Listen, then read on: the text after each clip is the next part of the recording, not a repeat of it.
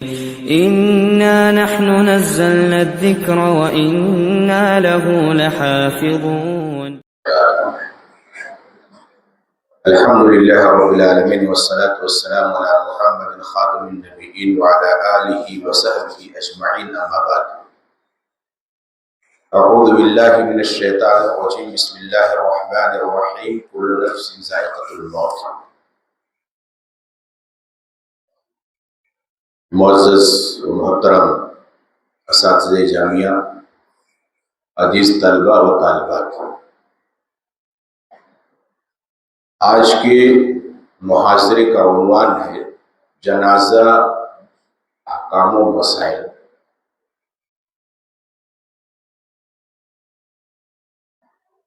لیکن میں صرف اس کے ایک پہلو پر روشنی ڈالنے کی کوشش کروں گا، تجہیز و تدفین۔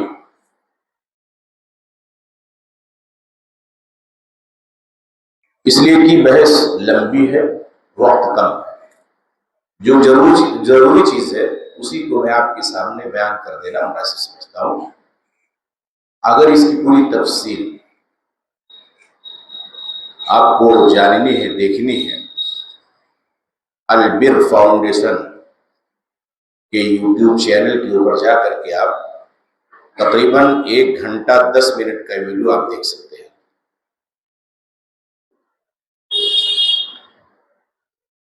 عزیزان گرامی،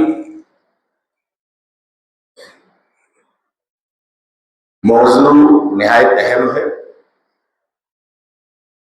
اور یہ موضوع ایسا ہے جو سماج کے اندر رہنے والے ہر فرد کے لیے جاننا لازم اور ضروری ہے۔ اس لیے کہ سماج میں جتنے بھی افراد رہنے والے ہیں، ہر کسی کو اس سے سابقہ پڑتا ہے۔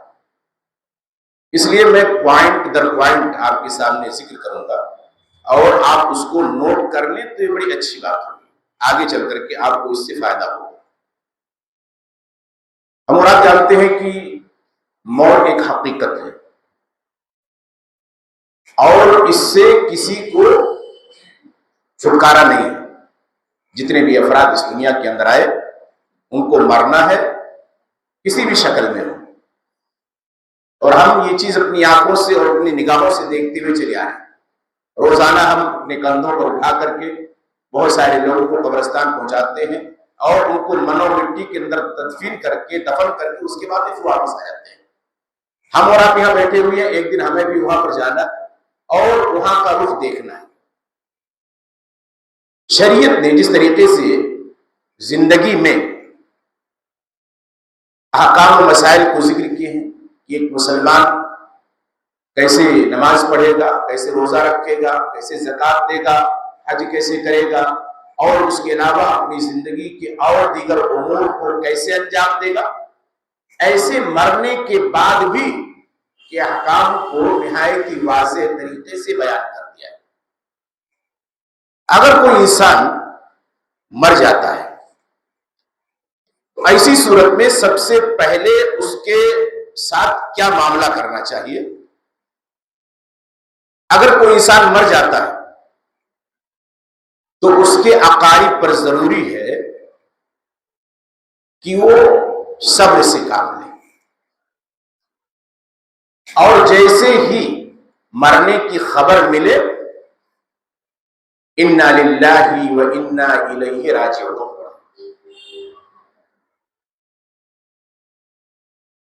دوسرا کام، روح نکلنے کے بعد اگر میت کی آنکھ کھلی ہوئی ہو تو اس کو بند کر دیں اور اس کے لیے دعا کریں۔ تیسری بات، میت کے جسم کو کسی کپڑے سے ڈھک دیں، اس کے پورے جسم کو پیر سے لے کر کے سر تک۔ اما عائشہ کہتی ہیں کہ اللہ کے نبی صلی اللہ علیہ وسلم کو ایک حبری چادر کے اندر آپ کی وفات کے بعد آپ کو ڈھک دیا گیا، لیکن اگر کوئی ایسا میت ہے جس کی وفات احرام کی حالت میں ہوئی، احرام باندھے ہوئے ہے، حج کرنے گیا ہے، عمرہ کرنے گیا ہے، اور اسی حالت میں اس کی وفات ہو جاتی ہے، تو ایسی صورت میں پھر اس کے چہرے کو کھلا رکھا جائے گا۔ اللہ کے نبی صلی اللہ علیہ وسلم نے کہا اغسلوہ بماء وسدر وقفنوہ فی ثوبیہ اللذین احرم فیہما ولا تخمروا راسه ولا وجهه فإنه يبعث يوم القيامة مربيا۔ کہا کہ اگر کوئی محرم آدمی مر جاتا ہے احرام کی حالت میں تو اس کو بھی نہلاؤ گے پانی سے، بیر کے پتے سے، اور انہی کپڑوں میں کفناؤ گے جس میں اس کی وفات ہوئی ہے، اور اس کے چہرے اور اس کے سر کو نہیں ڈھکو گے، اس لیے کہ قیامت کے دن وہ تلبیہ پکارتے ہوئے اٹھایا جائے۔ تو اگر احرام کی حالت میں میت ہے تو اس کے سر کو، چاہے مرد ہوئی عورت، اس کے سر کو اور اس کے چہرے کو نہیں رکھیں گے بلکہ اس کو کھلا رکھا جائے۔ چوتھی بات یہ ہے کہ تجہیز و تکفین میں جلدی کرنی چاہیے، دیری نہیں کرنی چاہیے۔ پانچویں بات یہ ہے کہ جہاں انسان کی وفات ہوئی ہو وہیں دفن کیا جائے، اس لیے کہ اگر ہم اس کو ایک جگہ سے دوسری جگہ منتقل کرتے ہیں تو اللہ کے رسول صلی اللہ علیہ وسلم نے جو یہ کہا ہے اسرعوا بالجنازہ، جنازہ کو لے جانے میں جلدی کرو، یہ چیز اس کے خلاف ہو جائے گی۔ اور اما عائشہ رضی اللہ تعالیٰ عنہ کی روایت ہے، وہ کہتی ہے کہ ان کے بھائی کی حبشہ کی وادی میں انتقال ہو گیا تو اس کے بعد ان کو وہاں سے اٹھا کر یہاں لائے گئے۔ اس کے بعد میں کہا کاش کہ ان کو وہیں دفن کر دیا جاتا تو اچھی بات تھی۔ امام نووی رحمہ اللہ نے ذکر کیا ہے کہ اگر کوئی انسان اپنے مرنے کے وقت یہ وصیت کرتا ہے کہ میرے مرنے کے بعد مجھ کو یہاں سے اٹھا کر کے ہمارے آبائی گاؤں پہنچا دینا یا فلاں جگہ پہنچا دینا، تو کہتے ہیں کہ لا تنفذ وصیت، اس کی وصیت نافذ نہیں کی جائے گی۔ فإن النقل حرام على المذهب الصحيح المختار الذي قاله الأكثرون وصرح به المحققون، کہا کہ اس لیے کہ صحیح مذہب کے مطابق میت کو ایک جگہ سے دوسری جگہ منتقل کرنا یہ حرام ہے، اسی اکثر باتیں لوگوں نے ہی کہی ہے اور محققین نے ہی صراحت کی۔ تو جہاں انسان کی وفات ہوتی ہے وہیں پر اس کو دفنایا جانا چاہیے۔ چھٹی چیز یہ ہے کہ اگر میت کے اوپر قرض کی ادائیگی ہے تو قرض کی ادائیگی کی جائے اس کے مال سے۔ اگر مال نہ ہو تو اس کے ورثہ اس کو ادا کرے، اگر اس کے ورثہ کے پاس نہیں ہے اور اسلامی سلطنت اسلامی حکومت ہے تو وہ ادا کرے گی، یا اگر سماج کا کوئی بھی فرد بطور تطوع اس کے قرض کو ادا کرنا چاہتا ہے تو ادا کر سکتا ہے، کوئی حرج اور کوئی قباحت کی بات نہیں ہے۔ اور اس کے بعد میں پھر ساتویں چیز، میت کے چہرے کو کھول کر کے دیکھنا اور اس کا بوسہ دینا یہ جائز ہے۔ حضرت ابوبکر صدیق رضی اللہ تعالی عنہ کے بارے میں آتا ہے کہ اللہ کے رسول کو جب وفات ہوئی تو آپ اپنے بستی میں تھے، وہاں سے آئے، خبر ملی، حجرے عائشہ کے اندر داخل ہوئے، آپ کے چہرے سے کپڑے کو ہٹایا، آپ کی پیشانی کو بوسہ دیا، اور اس کے بعد میں پھر وہاں سے نکلے اور نکل کر کے مسجد میں آئے۔ صحابہ کے درمیان جو ایک خلفشار تھا اللہ کے رسول کی وفات کو لے کر کے خطبہ دیا اور دلائل دے کر کے لوگوں کو خاموش کیا اور کہا کہ اللہ کے رسول صلی اللہ علیہ وسلم اس دنیا سے وفات پا چکے ہیں۔ یہ 7 چیزیں ہیں جس کو میت کے ورثہ کے اوپر لازم اور ضروری ہے۔ اور جیسا کہ میں نے کہا کہ تجہیز و تکفین میں جلدی کرنی چاہیے۔ دیکھیے میت کے غسل کا طریقہ کیا ہوگا، اس کو بھی اللہ کے رسول صلی اللہ علیہ وسلم نے واضح طور پہ بیان کر دیا ہے۔ سب سے پہلی چیز، میت کو نہلانا یہ تعبدی ہے، یعنی اللہ کے رسول صلی اللہ علیہ وسلم کا حکم ہے. کوئی انسان مر جاتا ہے تو گرچہ وہ پاک ہے لیکن اس کے باوجود پھر اس کو نہلائیں گے اور اس کو کفنائیں گے. اللہ کے رسول صلی اللہ علیہ وسلم نے اس آدمی کے بارے میں جو اپنی سواری سے گر گیا تھا اور مر گیا تھا تو آپ نے یہی کہا تھا اغسلوہ بماء مسلم، اس کو پانی اور بیل کے پتے سے غسل دو اور اس کے دونوں کپڑوں میں اس کو کفنا دو. اور ام عطیہ رضی اللہ تعالیٰ عنہ جو عام طور پہ خواتین کو غسل دیا کرتی تھی، وہ کہتی ہیں کہ ہم آپ کی ایک بیٹی کو غسل دے رہے تھے، آپ صلی اللہ علیہ وسلم ان پر داخل ہوئے اور کہا اغسلنا، انہیں غسل دو، ان کو نہلاؤ. ان دونوں روایتوں سے بات معلوم ہوتی ہے کہ میت کو نہلایا جائے. یہ پہلا کام اور پہلا حکم ہے. نمبر 2، مرد اگر میت ہے تو اس کو مرد نہلائے گا. مرد اگر عورت، میت اگر عورت ہے تو اس کو عورت نہلائے گی. اور اگر وفات پانے والا شوہر ہے تو بیوی اس کو غسل دے سکتی ہے. وفات پانے والی اگر عورت ہے تو ایسی صورت میں پھر اس کا شوہر اس کو غسل دے سکتا ہے. حضرت عائشہ سے روایت اور بیان کرتی ہے کہ اللہ کے نبی نے ان سے کہا تھا لو مت قبلی فغسلتک، اے عائشہ اگر تم مجھ سے پہلے وفات پا گئی تو میں تمہیں غسل دوں گا. اور اسماء بنت عمیس کہتے ہیں کہ حضرت فاطمہ نے یہ وصیت کی تھی کہ حضرت علی کو کہ وہ حضرت علی ہی ان کو نہلائیں گے. تو اس سے بات معلوم ہوتی ہے کہ شوہر بیوی کو، بیوی شوہر کو غسل دے سکتا ہے. تیسری بات کہ میت کو جب نہلانا ہو تو چاروں طرف سے پردہ کر لے، چاروں طرف سے پردہ کر لے. چوتھی چیز، میت کو چارپائی پر یا غسل دینے کی جو چیز ہوتی ہے اس پر اس ایک طریقے سے رکھا کہ پیر اس کا تھوڑا سا جھکا ہوا ہو، سر کے حصے کو تھوڑا اونچا کر دیا جائے اور پیر کے حصے کو تھوڑا نیچا کر دیا جائے تاکہ پانی ڈالے تو نیچے سے بہہ جائے، پانی رکے نہ جسم کے نیچے.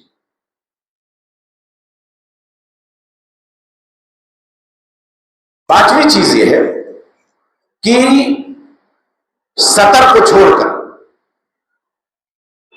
پورے کپڑے کو اتار دیں گے. سطر کو چھوڑ کر کے میت کے پورے کپڑے کو اتار دیں گے. کیسے؟ ہم عائشہ رضی اللہ تعالیٰ عنہ بیان کرتے ہیں کہ جب صحابہ کرام نے اللہ کے رسول صلی اللہ علیہ وسلم کو غسل دینے کا ارادہ کیا تو اب ان کے مابین یہ بات آئی کہ کیا ہم اپنے مردوں کو جس طرح نہلاتے ہیں، الفاظ ہے کہ انجرد رسول اللہ علیہ وسلم من ثیابہ کما نجرد موتانا، کیا اللہ کے رسول کے کپڑے کو بھی ویسے ہی اتار دیں جیسے ہم اپنے مردوں کے کپڑوں کو اتارتے ہیں؟ تو کہا کہ کپڑے کو اتار دیا جائے مکمل طور پہ، صدر کو چھوڑ دیا. صدر کا کپڑا اتارا ہے تو اس صورت دوسرا کپڑا اس کے اوپر ڈال دیا جائے، ڈھک دیا جائے. اور اس کے بعد میں پھر جو آدمی غسل دینے والا ہے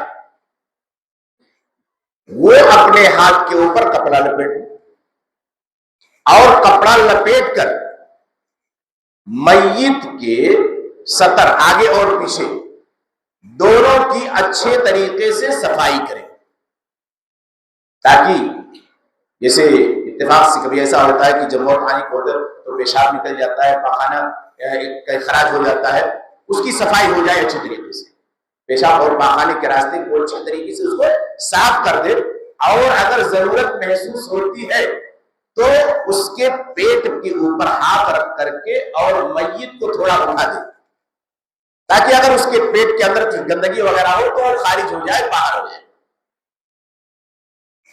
اگر آپ میت کو نہلا رہے ہیں اور کسی حادثے کا شکار ہو گیا یا اس کو کوئی بیماری تھی اور بیماری کی وجہ سے اس کے جسم کے اندر سوراخ ہے، خون برابر نکل رہا ہے، یا اسی طریقے سے مواد وغیرہ ہے نکل رہا ہے، رک نہیں رہا ہے، اس کے بارے میں کہا گیا کہ روئی لے کر کے اس جگہ پہ رکھ دیا جائے اور ٹیپ وغیرہ سے اس کو چپکا دیا جائے اور اس کے بعد پھر اس کو غسل دیا جائے تاکہ وہ گندگی باہر نکل کر کے نہ آئے۔ اگر یہ سلسلہ برابر جاری رہتا ہے تو، اور اس کے بعد میں جب آپ پورے یعنی سطر کو صاف کر دیں تو جو کپڑا آپ نے لپیٹا ہے آپ اس کو لپیٹ کر کے اس کو نکال کر کے باہر کر دیں، اور اس کے بعد میں پھر میت کے سر کو دھلیں گے، داڑھی ہے تو داڑھی کو دھلیں گے، سر اور داڑھی کے بال کو دھلتے ہوئے اس کے اوپر صابن لگا دیں گے تاکہ اچھے طریقے سے وہ صاف ہو جائے۔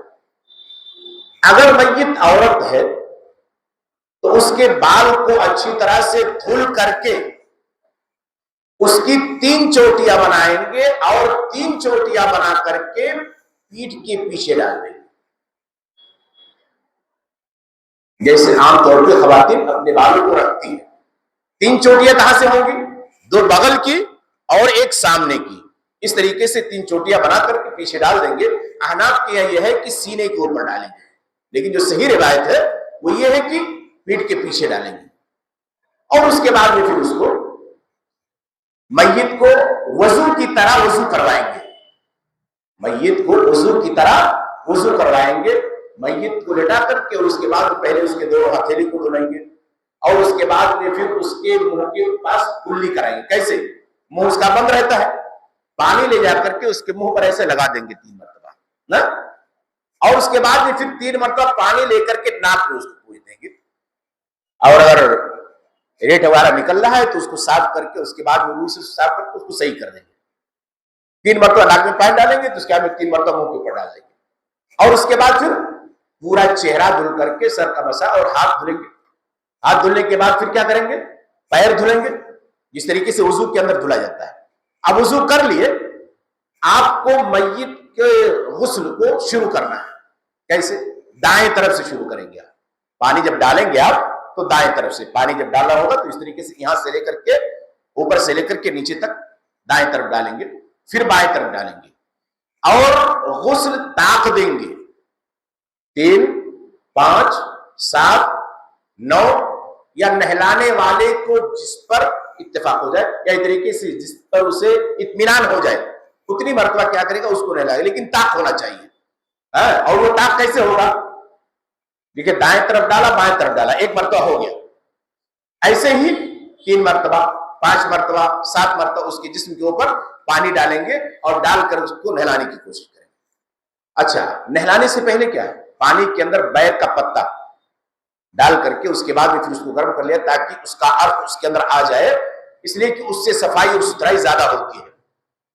اور اسی طریقے سے آخر میں چل کر کے کافور ملا لیں گے، مہکتے کافور سفید ہوتا ہے، اس کو ملا کر کے اور اس کے بعد میں آخر میں میت کے اوپر اس کو ڈالیں گے۔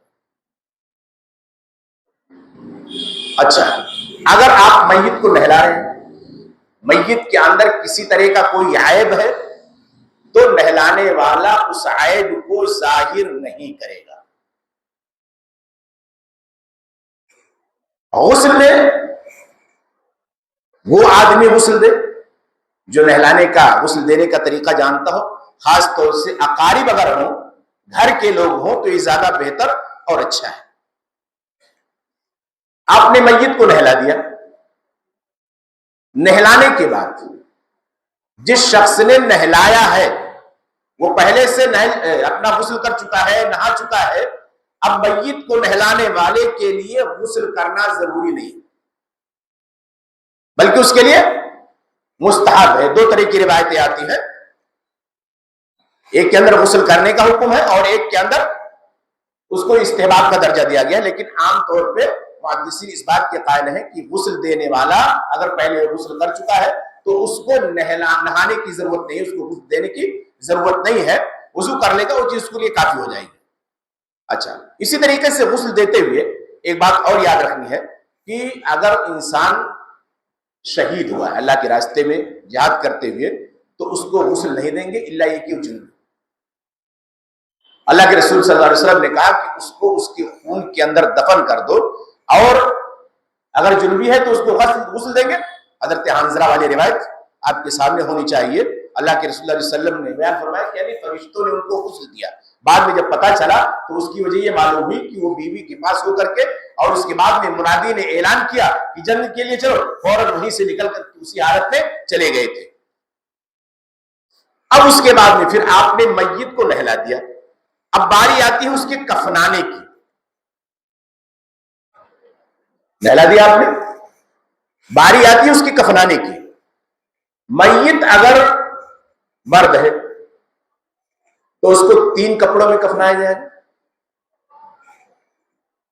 اور میت اگر عورت ہے تو ابو داؤد کی روایت کے مطابق اس کو 5 کپڑوں میں کفنایا جائے۔ علامہ البانی رحمہ اللہ نے ابو داؤد والی روایت کو ضعیف قرار دیا ہے، اور اس کے بعد میں پھر یہ کہا ہے کہ جس طرح مرد کو 3 کپڑوں میں کفنایا جائے گا، صحیح روایت کے مطابق ایسے عورت کو بھی 3 کپڑوں کے اندر کفنایا جائے گا۔ ابو داؤد کی روایت ہے، اس کے اندر 5 کپڑوں کا ذکر ہے، علامہ البانی نے اس کو ضعیف قرار دیا۔ جو لوگ 5 کپڑوں کے قائل ہیں وہ ابو داؤد کی روایت کو حسن بتلاتے ہیں کہ وہ روایت حسن ہے، لہذا اس کے اوپر عمل کیا جائے گا۔ تو میت اگر مرد ہے تو 3 کپڑے، عورت ہے تو 5 کپڑے، یا اس کو 3 کپڑوں میں بھی کفنا سکتے ہیں۔ اور اگر تنگی ہے آدمی کے پاس تو 1 کپڑے میں بھی کفنایا جا سکتا ہے میت کو، جیسے غزوہ احد کے موقع پر حضرت مصعب بن عمیر کے ساتھ کیا گیا۔ روایت کے اندر آتا ہے کہ ایک چادر تھی، اسی کے اندر آپ کو کفنایا گیا، اور چھوٹی بھی تھی، آپ کے سر کو ڈھکا جاتا تو پیر کھل جاتا، پیر کو ڈھکا جاتا تو سر کھل جاتا۔ اللہ کے رسول نے کہا سر کو ڈھک دو، پیر کے اوپر اس کی نامی خاص ڈال دو۔ اور اگر اور زیادہ تنگی ہے، بکثرت اموات ہو رہی ہے، کوئی وبا پھیل گئی ہے اور کپڑے کا پایا جانا بڑا مشکل ہو رہا ہے، تو 1 کپڑے میں کئی میت کو کفنایا جا سکتا ہے۔ جیسے غزوہ احد کے موقع پہ اللہ کے رسول صلی اللہ علیہ وسلم نے اس میں ایک صحابہ کو کفنا دیا، اور اس کے بعد بھی پھر ان کو دفنا دیا۔ کفن نہ تو زیادہ مہنگا ہونا چاہیے اور نہ بالکل خراب، میت کی طاقت کے مطابق ہونا چاہیے۔ ایسا نہیں ہے کہ میت اپنے پیچھے بہت کم مال چھوڑ کر کے گیا ہے اور اس کے بعد میں پھر اس کے یعنی کفن کے خریدنے میں سارا پیسہ خرچ کر دے، بعد میں رہنے ورثہ کو کچھ بھی نہ ملے۔ تو کہا کہ نہیں، کفن درمیانی ہونا چاہیے، یا جس کی جتنی طاقت ہو اسی اعتبار سے کیا ہے اس کو کفن دیا جائے۔ اگر مالدار ہے تو اپنے اعتبار سے، غریب ہے تو اپنے اعتبار سے۔ اگر میت مرد ہے تو اس کو کیسے کفنائیں گے؟ 3 کپڑوں میں۔ اللہ کے رسول صلی اللہ علیہ وسلم احتیاشہ کہتے ہیں کہ اللہ کے رسول کو 3 سفید یمنی چادر کے اندر کفنایا گیا۔ اس کو کفنانے کے لیے 3 کپڑا لے گئے، 3 چادر عام طور پہ، چادر سمجھ رہے ہیں نا، چادر لے کر کے اسے سیدھے چادر، کون سی سیدھی چادر لے کر کے 3 چادر رکھیں گے نیچے اوپر، اور اس کے بعد میں اسی کے اندر اس کو کیا کریں گے؟ کفنائیں گے۔ یہ 3 چادر آپ نے رکھا، 1 2 3 چادر ایسے رکھ دیا برابر کر کے آپ نے۔ اب میت کو لا کر کے اس پہ رکھنا ہے، میت کو لا کر کے آپ نے رکھ دیا۔ اب اس کے بعد میں حدیث کی روح کے اور حدیث کے مطابق دائیں طرف کے کپڑے کو موڑیں گے، یہ اوپر والا کپڑا جو میت کے بالکل قریب ہے، اس کے بعد میں دائیں طرف کے کپڑے کو موڑیں گے، پھر دوسرے کپڑے کو ایسے ہی دائیں طرف سے موڑیں گے، پھر بائیں طرف کے کپڑے کو موڑیں گے، ایسے تینوں کو موڑ کر کے، اور اس کے بعد میں پھر آگے پیر کے پاس اور سر کے پاس گاٹھ لگا دیں گے، باندھ دیں گے، اور یہ آپ کا ہو گیا کفنانے میں۔ 3 چادر میں اگر آپ اس کو کفنا رہے ہیں تو چاہے مرد ہو چاہے عورت ہو، لیکن اگر عورت کو 5 کپڑے دے رہے ہیں تو اس کے اندر کیا کیا چیز ہوگی؟ اس کے بارے میں یہ کہا گیا کہ 2 چادر ہوگی، کیا ہوگا؟ دو چادر ہوگی اور اس کے بعد میں پھر دو چادر کے ساتھ ساتھ ایک ازار، ایک قمیص اور ایک دوپٹہ جس کو کہتے ہیں خیمار، وہ ہوگا جو ہے نا. اس میں دیکھیے کہ